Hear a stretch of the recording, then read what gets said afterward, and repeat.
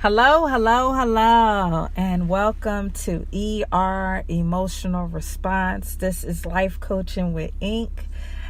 Hey, world, how are you doing? I'm excited once again as we join for another evening on emotional wellness. I have the honor of presenting our special guest, Mr. Shawn Gross.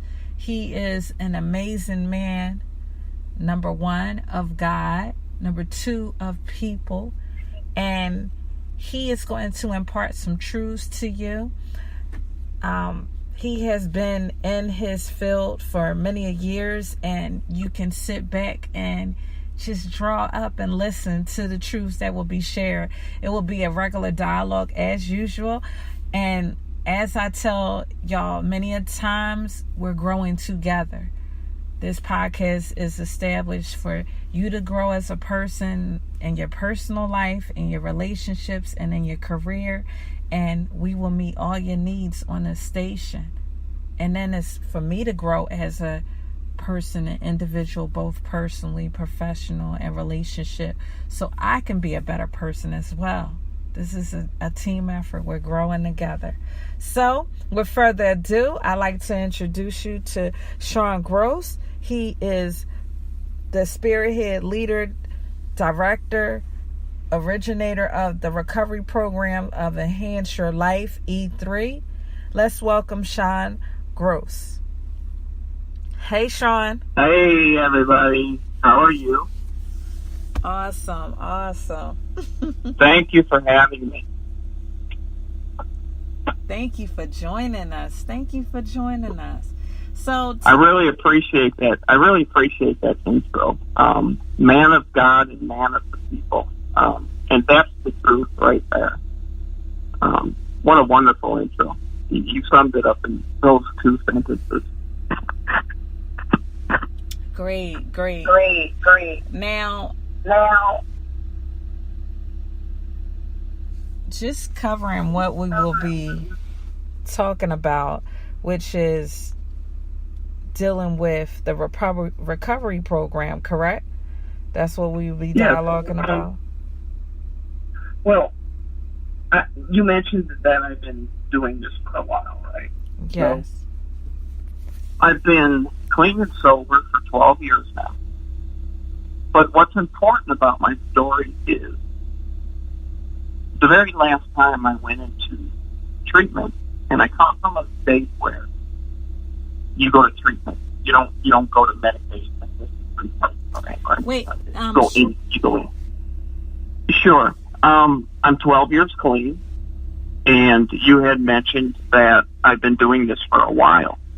And that's very true.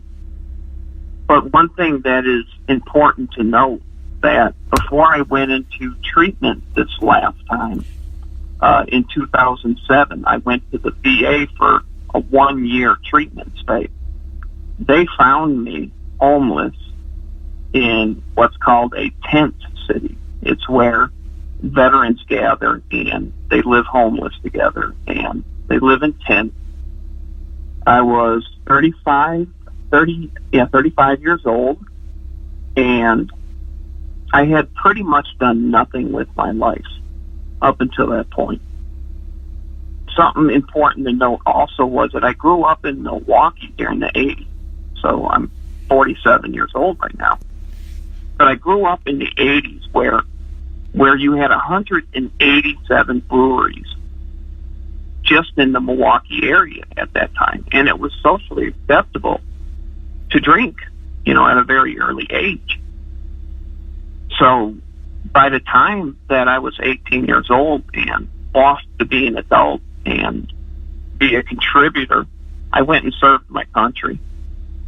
And after that, there wasn't much that I did to be, a contributor to society.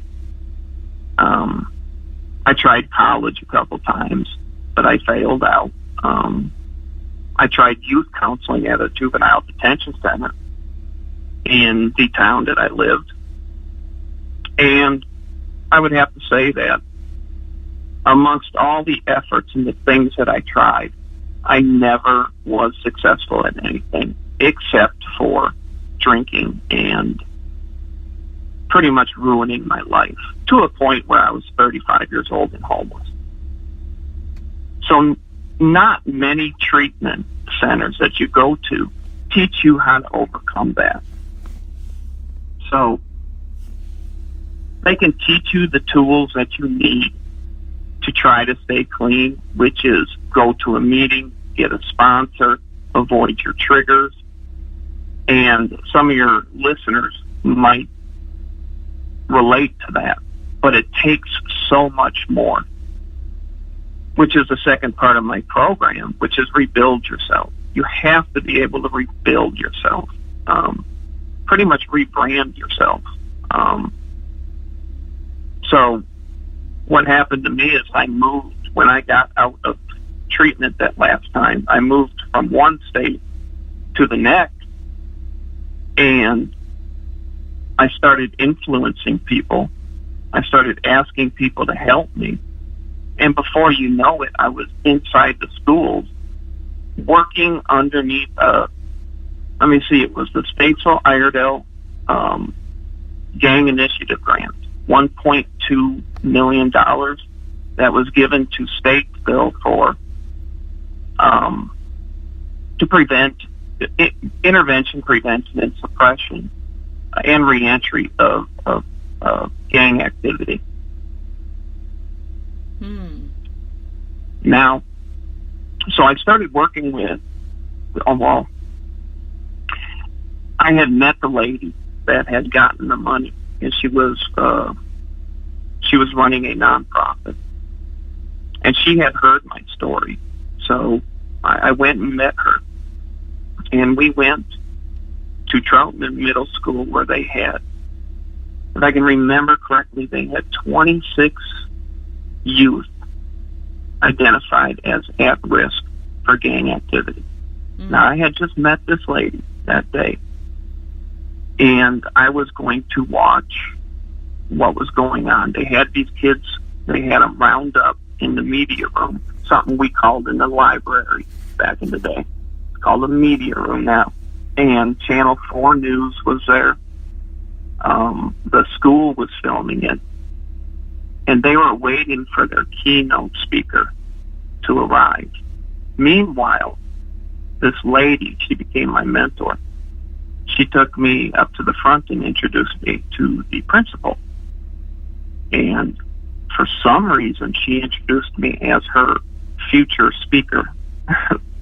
But he looked at me, shook my hand, and said, "Good, you're going on in 10 minutes. Our keynote speaker is not here."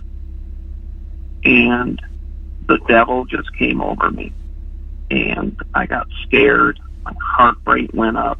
I started sweating. But I went to a table by myself, and I opened up this red portfolio thing that I had with some paper inside. And I put my head down, and I prayed. And I said, "God, if this is what I'm supposed to be doing, you need to calm me down right now." And true as I am on this podcast, came over me and calmed me down. And I started writing some bullet points about what I could talk about when I got up there. And I talked for 45 minutes. And next thing you know, I'm going to the Juvenile Crime Prevention Council, and I'm asking them for $120,000 to start teen court program, which reduces the recidivism rates for first-time offenders amongst our youth. Another $80,000 for the community service and restitution program for youth. I combined them all because we had a youth incentive program already up and running that I took over. So I combined all three programs to make them more effective, so I can work with all the kids in that capacity. And I started back in college, and I got my certified substance abuse counselor and went and did 5 years clinical counseling. And it was when I was, let me just before I go there, let me say for 3 years I ran those programs, and I was in the community working with people, and I was, speaking at events and stuff like that. And I really enjoyed that. So when I went to clinical counseling for 5 years, it was wonderful. It was just a great experience. But my heart just craved to be back in the community. So, because I felt like I couldn't fail, what I did was save up 6 months worth of money, and I turned in my notice, and I started Enhance Your Life Recovery Program. And I've been doing that now for 10 months.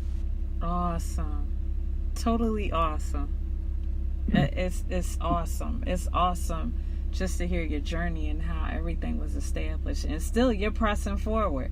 You're pressing forward and you're expanding. That's you just don't stop there. That's amazing. Yes. I'll share with your viewers one more miracle.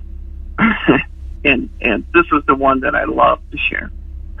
So I committed a crime in 2001. And it was a pretty bad crime. Aggravated robbery.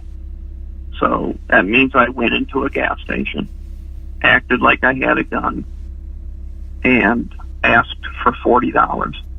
There's reasons behind the $40, but I was chased by the cops that night. This is 17 years ago.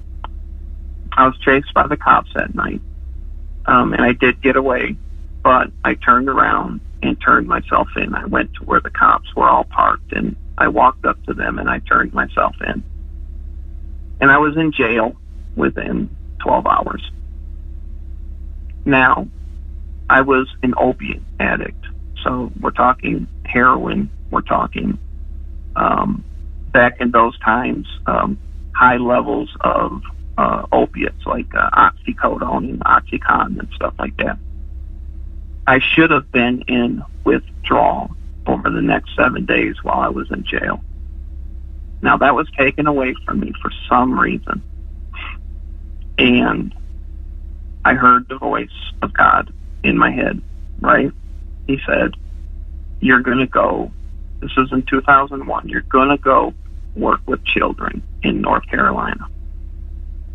Now, that day, a preacher came and seen me on the behest of my little sister, who was married to a cop, a city cop.